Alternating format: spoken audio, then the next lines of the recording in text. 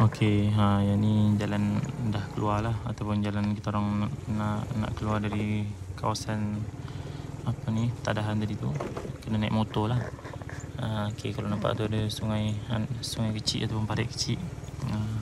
Tadi tu terusan dari air dari atas tadi lah. Kalau boleh tengok jalan pun dengan licin, dengan apa nama, berlopak, lecak macam ni kan. Mencabar sikit lah. Nak terjatuh tu biasalah, terjatuh pun pernah. Kalau hujan ni tak hujan, ini lepas hujan lah, ataupun sehari lepas hujan. Kalau tengok kan, bukannya senang sebenarnya nak dapatkan sumber air bersih free ni. Kalau ikut free lah, cuma kena modal buat keluar apa nama. Tu kalau tengok jalan mencabar, nak tergolek. Aku tangan sebelah pegang handphone, sebelah bawa motor, macam tu lah. Tak cantik tau. Apa, pening sikit lah kalau tengok kan. Ni kesan orang mungkin masuk ambil sawit ke apa kan. Tu nak tergolek tu sebenarnya tu.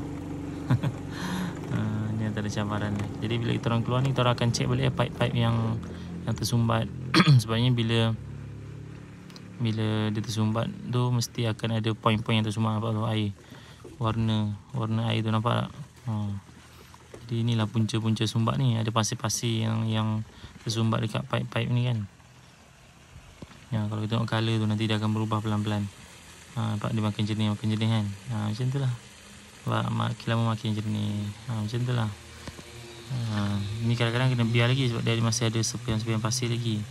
Sebab air ni kan kadang-kadang kita nak buat minum, kita nak buat untuk mandi kan, untuk masak. Jadi mesti kena betul-betul bersih.